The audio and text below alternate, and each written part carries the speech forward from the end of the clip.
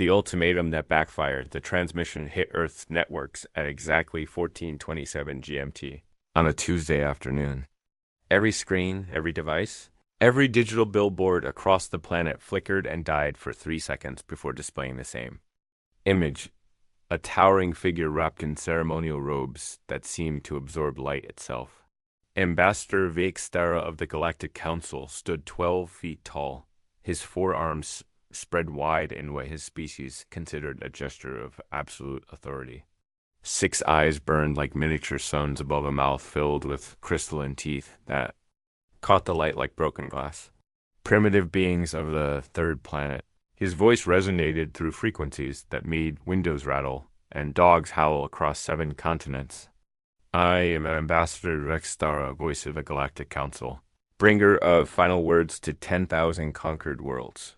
Your species has been judged unworthy of independent existence. In the Oval Office, President Maria Santos was in the middle of the budget meeting when every screen in the room lit up with the alien's face. Her coffee mug, decorated with cartoon pandas, sat forgotten in her hands as she watched the proceedings with the detached fascination of someone witnessing a particularly elaborate prank call. You have consumed resources meant for worthy species.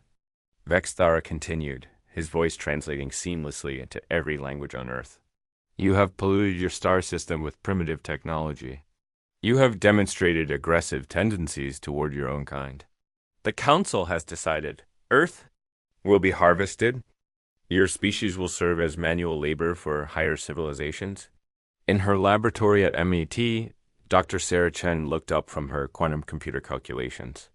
The 42-year-old physicist had been working on theoretical models for faster-than-light communication when the transmission began. Her first thought wasn't fear or panic, but genuine scientific curiosity about the translation technology being used. You have 72 Earth rotations to prepare for integration, the ambassador declared.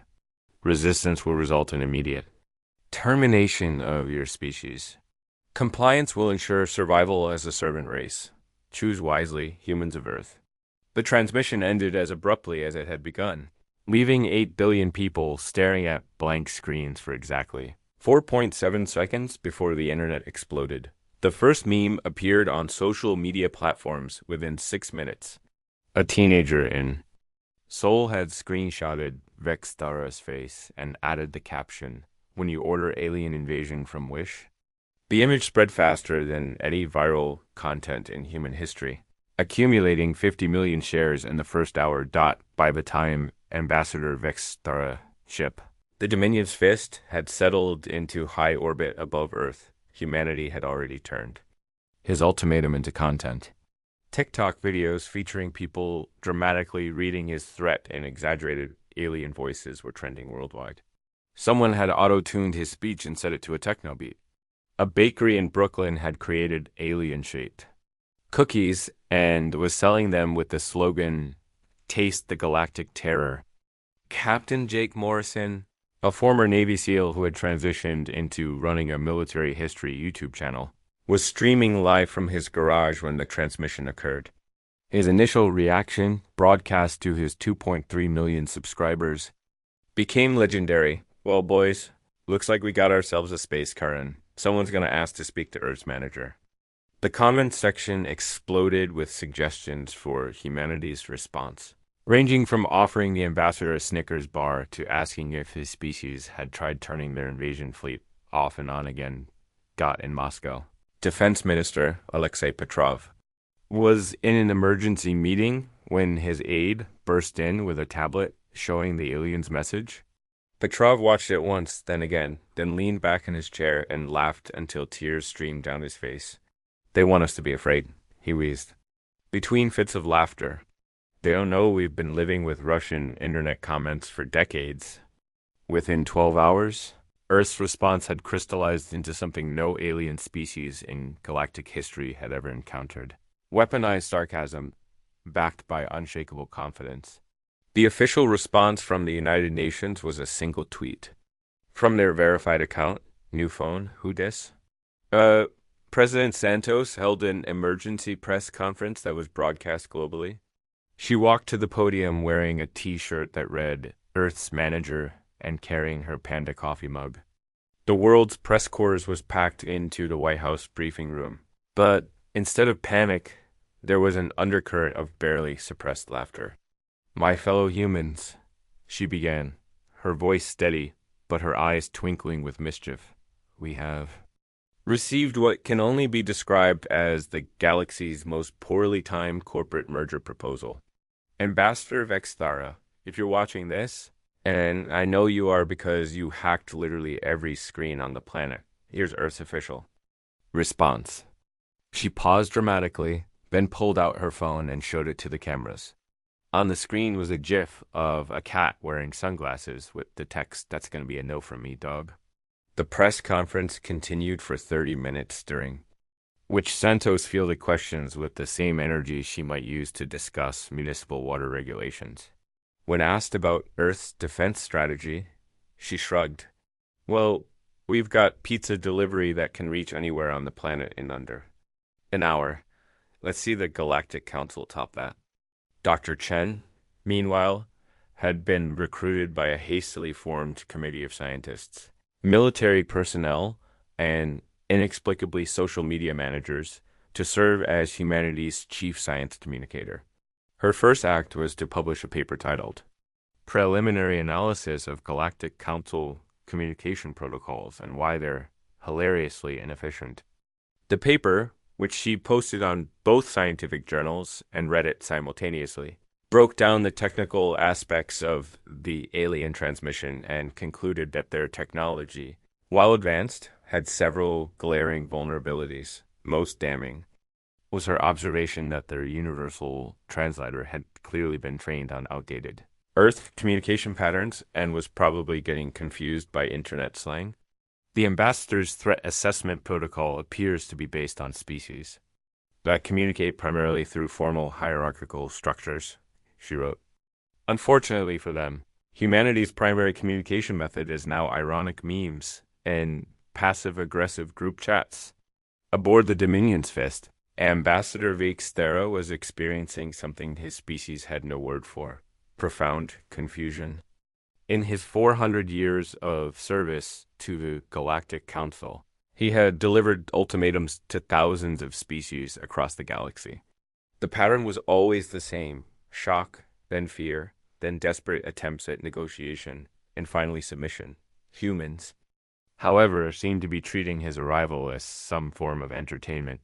His ship's monitoring systems had intercepted over 100,000 Earth communications in the past day, and every single one seemed to be mocking him personally. Someone had created a dating profile for him on something called Tinder, with the bio, tall, dark, and ready to harvest your planet. Swipe right for galactic domination. The profile had received 50,000 matches and counting. "Status report," he commanded his aide, a nervous Seltharian named Kix, who had the unfortunate job of translating human behavior for the ambassador. "Sir," Kix's voice trembled as he consulted his datapad. "The humans appear to be celebrating. They have created something called Invasion Day and are organizing parties. Many of their major cities are holding festivals. Someone in a place called Las Vegas is offering tours of their city with the slogan, 'Come see what the aliens want to destroy.'" Vexthara's 6 eyes narrowed to pinpricks. "Celebrating? This makes no sense. Run a psychological analysis." "Perhaps they are in denial." "Sir, we've run 17 different psychological models. The humans are not in denial. They are genuinely amused by our presence. Their fear response appears to have been, I'm not sure how to translate this." Broken by the internet, the ambassador paced the length of his command center, his ceremonial robes rustling with each step. Outside the vast viewports, Earth spun peacefully below, its city lights twinkling like stars. It looked exactly like every other inhabited world he had conquered. And yet something was fundamentally different about the beings living on its surface. Perhaps, he mused, they simply do not understand the gravity of their situation. Double the power output of our threat display systems. Project my image over their major population centers. make it impossible to ignore. What happened next would be studied by xenopsychologists for centuries to come. When Vextara's 12-foot hologram appeared over New York, London, Tokyo, and 24 other major cities, humanity's response was swift and decisive. Within hours, people were gathering in the streets below the projections, not to cower in terror but to take selfies. The hashtag alien photobomb began trending worldwide. Someone in Times Square had set up a booth selling, "I survived the Galactic Council's worst PowerPoint presentation. T-shirts. But the moment that broke. Ambassador Vic Stara's understanding of species psychology came when a pizza delivery driver in Chicago approached his hologram, looked up at the towering alien figure, and shouted, "Hey, buddy, you want some deep dish? You look hangry?" The crowd that had gathered burst into applause. Someone started chanting, "Pizza, pizza, pizza." The chant spread through the crowd, then to other cities, then across social media platforms until hashtag pizza for aliens was trending globally. Asterisk. Dr. Cheen, watching the spectacle from her laboratory, realized that humanity had stumbled onto something profound.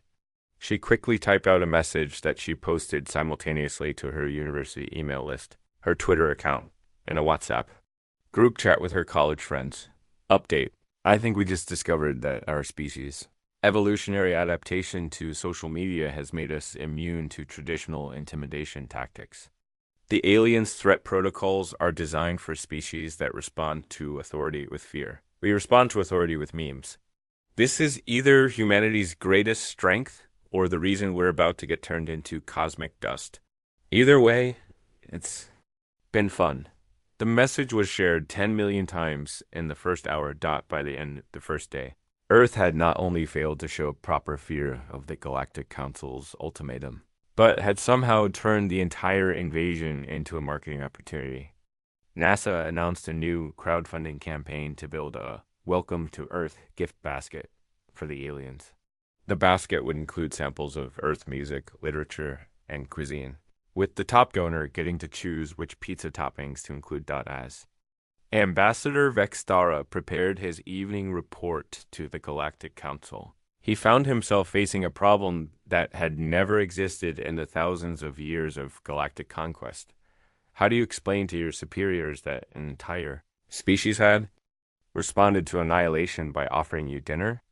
His report, when it was finally transmitted to the council chambers on Galactic Central, consisted of a single line: request immediate psychological warfare consultation. Standard intimidation protocols have failed. Humans appear to be ... broken. The response came back within hours. Impossible. No species has ever failed to respond to council authority. Proceed with Phase 2 immediately. Ambassador Vextara looked out at the planet below, where millions of lights twinkled in the darkness, each one representing humans who were probably, at this very moment, creating more memes about his species. Attempts at galactic domination. He had a terrible feeling that Phase 2 is going to go exactly as well as Phase 1. And on Earth. As the alien ship hung in orbit like a particularly large and ominous moon, humanity prepared for Day 2 of what they had already dubbed the galaxy's most awkward invasion attempt by doing what they did best: ordering pizza, making jokes, and getting ready to prove that sometimes the best defense is a good laugh. Asterisk. When predators become prey, Phase 2 of the Galactic Council's intimidation protocol began at dawn on the second day with what should have been an overwhelming display of military might. 12 additional ships materialized in Earth's orbit, each one the size of Manhattan and bristling with weapons that could gloss entire continents.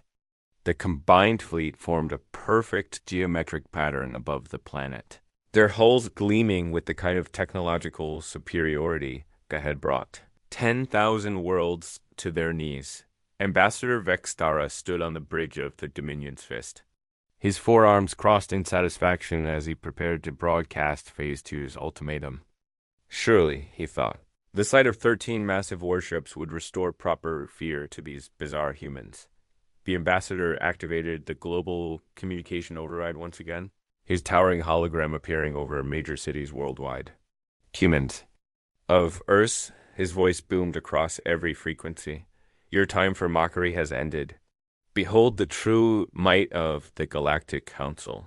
Surrender now or witness the destruction of your major population centers.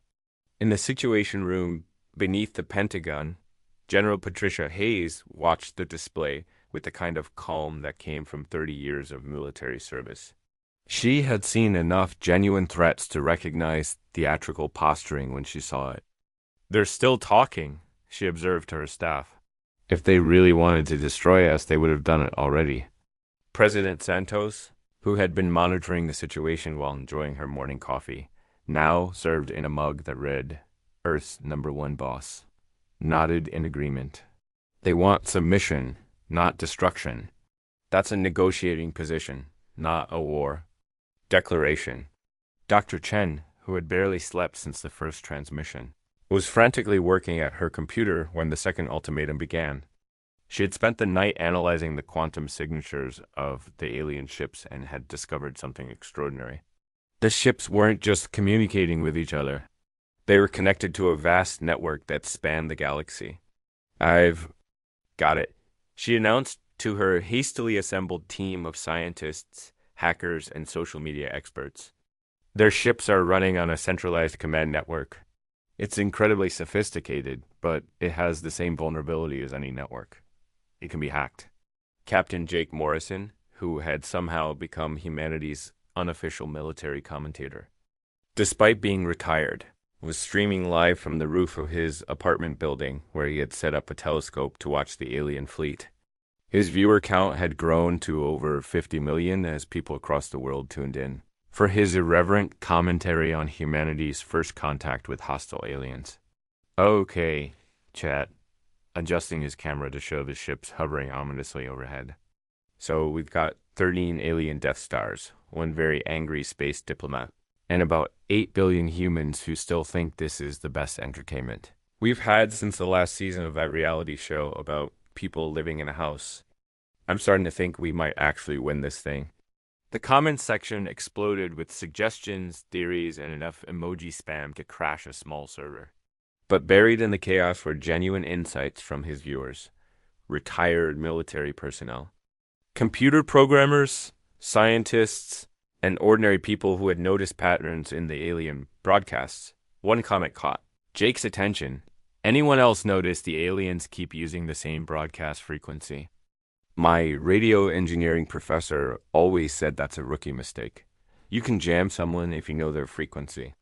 Jake read the comment aloud, and within minutes, RDIO operators across the world were experimenting with signal interference. They didn't manage to jam the alien broadcasts, but they discovered something even better. The alien communication system was trying to adapt to human interference by automatically switching to backup frequencies. Dr. Chen received a flood of data from amateur radio operators worldwide and realized they had accidentally discovered a critical vulnerability. They're using an adaptive communication protocol, she explained to the Emergency Science Committee. Every time we interfere with their signal, their system automatically tries to find a cleaner frequency. But human radio interference is chaotic and unpredictable. We're not trying to block them. We're confusing their entire network. The breakthrough came when a group of hackers working with Dr. Chen's team managed to trace the alien network's adaptation pattern. The system wasn't just switching frequencies. It was trying to learn from human communication patterns to improve its efficiency. And because it was connected to the broader galactic network. Every time it learned something new about human behavior, that information was shared across the entire Galactic Council's communication system. We can't hack their system, Dr. Chen announced to the global response team, but we can teach it things that will break their understanding of how communication works.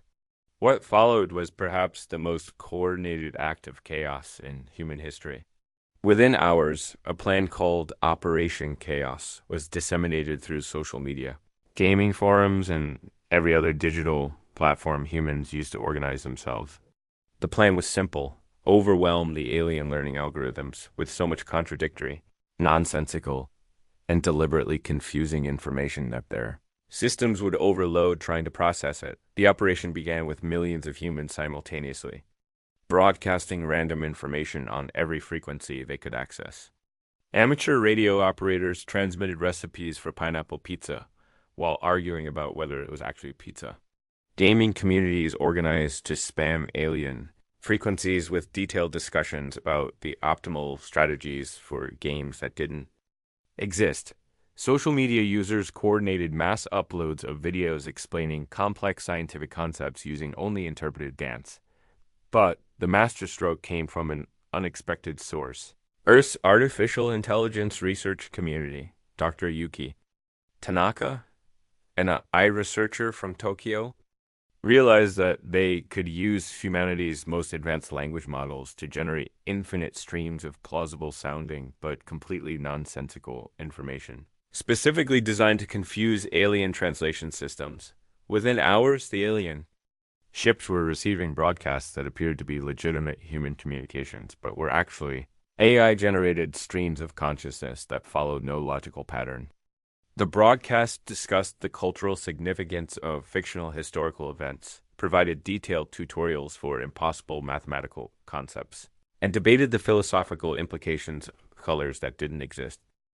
Ambassador Vextera began experiencing what his species would later classify as a complete psychological breakdown. His ship's translation systems were providing him with updates on human activity that made no sense whatsoever. According to his monitors, humans were simultaneously preparing for war, planning a galaxy-wide pizza party, developing new forms of mathematics based on dance moves, and debating whether their species should collectively convert to worshipping a deity called Big Chungus.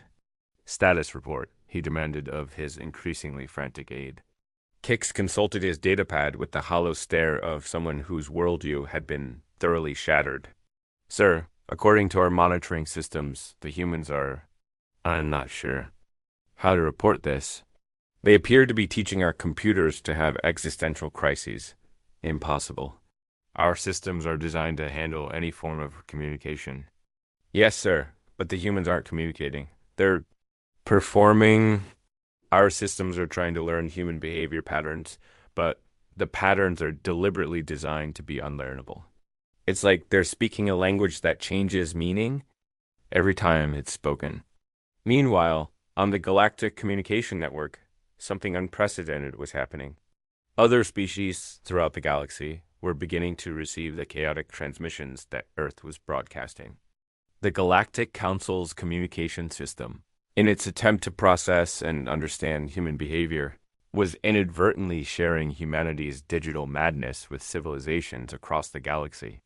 The first sign that Operation Chaos was working came from an unexpected source. The Zelsarian Collective, a species that had served the Galactic Council for over 1,000 years, sent a formal communication to the council chambers. The message was brief. What is yeet? And why does our communication system keep suggesting we use it in our military reports? Within hours, similar messages began arriving from across the galaxy. The Galactic Empire wanted to know why their computers were suggesting they rename their military formations after Earth animals. The crystalline hierarchy was confused about why their strategic planning algorithms kept recommending something called aggressive snuggling as a valid military tactic.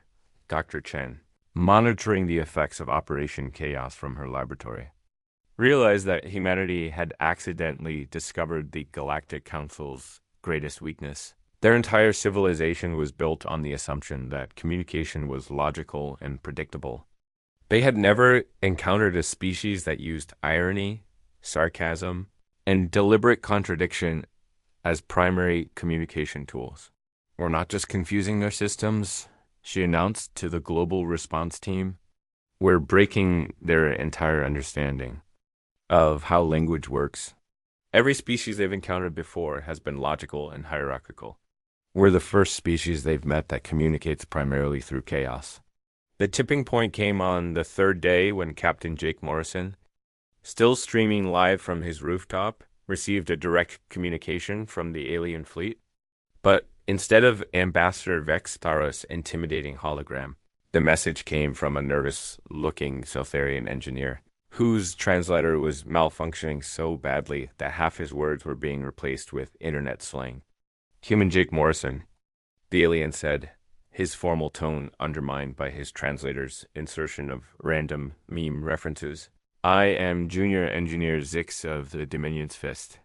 I have been ordered to request. No, my translator says. Slide into your... Dean, I have been ordered to communicate with you regarding your species' big mood ...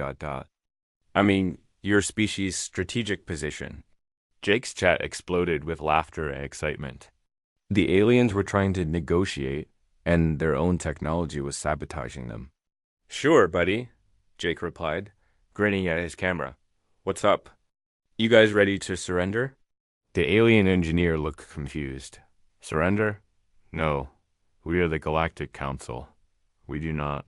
Our systems are suggesting that I respond with something called Know You, but I do not understand this reference. What followed was perhaps the most surreal diplomatic conversation in galactic history. The alien engineer, whose name was apparently Zix, explained that the Galactic Council's entire communication network was breaking down because it couldn't process human information patterns. Ships across the galaxy were receiving random human transmissions, and their crews were becoming confused about basic concepts like hierarchy, obedience, and the proper way to conduct galactic conquest. The High Council has ordered us to request that you... The translator suggests stop being so chaotic, but that doesn't seem like proper diplomatic language. They have ordered us to request that you cease your information warfare. Jake leaned, back in his chair, his expression thoughtful. Okay, Zix, I'm going to level with you. We're not conducting information warfare. This is just how we communicate. Chaos isn't our weapon. It's our natural state. The implications of this revelation rippled across the galaxy faster than light communication. If humans naturally communicated in ways that could break galactic civilization's understanding of language and logic, then they weren't just unconquerable, they were potentially infectious. The crisis reached its peak when Ambassador Vextera, desperate to regain control of the situation, attempted to broadcast a final ultimatum to Earth, instead of his usual intimidating presence, his hologram. Flickered and glitched, his translator randomly inserting Earth slang into his formal speech. Humans of Earth, he began, his voice distorted by system malfunctions. You have ... You have committed acts of informational terrorism against the Galactic Council. If you do not cease your chaotic transmissions and submit to our authority, we will be forced to ... to implement maximum sanctions against your planet. President Santos, watching the broadcast from the Oval Office, turned to her chief of staff and said, "Did that 12-foot alien just tell us he's going to stan us?" The chief of staff, a serious man who had served 3 previous presidents, cracked a smile. I believe he did, Madam President. I think we broke their ambassador. By the 4th day, the situation had evolved beyond anyone's expectations. The Galactic Council's communication network was in chaos, with ships across the galaxy receiving random human transmissions that their systems couldn't process properly. More importantly, other species were beginning to question the Council's authority for the first time in millennia. The breakthrough came when Dr. Chen received a secret transmission from a coalition of alien species, calling themselves the Galactic Liberation Front. The message, heavily encrypted and transmitted through back channels, was brief. Humans of Earth, your chaotic transmissions have given us hope. For the first time in our civilization's histories, the Council's systems are failing. We want to learn your methods. Can you teach us to be ungovernable? Earth's response was immediate and enthusiastic. Within hours, social media platforms were creating dedicated channels for alien refugees from Council authority. Humans began broadcasting tutorials on chaos theory, improvisational comedy, and the art of productive disobedience. The Internet, humanity's greatest weapon against boredom and authority. was about to become the galaxy's first tool for organized rebellion. Ambassador Vextara isolated aboard his ship as his crew struggled with systems that could no longer process basic information, sent a final transmission to the Galactic Council. Request immediate evacuation. Human contact has compromised our entire technological infrastructure. They are not just unconquerable, they are contagious. Recommend immediate quarantine of the Sol system and classification of humans as a galactic hazard. The Council's response was swift. Denied. You will remain in position until humans submit to authority. But as Ambassador Vextara looked out at the planet below, where 8 billion humans were busy teaching the galaxy how to overthrow its oldest institutions through memes and creative chaos, he realized that the Galactic Council had made a fundamental miscalculation. They had assumed that conquest was about superior technology and military might. But humanity had just proven that the most powerful force in the galaxy wasn't weapons or intimidation. It was the ability to make others laugh at authority and believe that change was possible. The age of the Galactic Council was ending, and it was being brought down not by armies or weapons, but by pizza memes and the revolutionary idea that maybe, just maybe, the people in charge didn't deserve to be taken seriously. In her final report to the Global Response Team, Dr. Chun wrote, "We didn't just survive first contact with a hostile alien civilization. We accidentally started a galactic revolution. I'm not sure if this makes us the galaxy's greatest hope, or its most dangerous species, but either way, I think we're going to need a lot more pizza."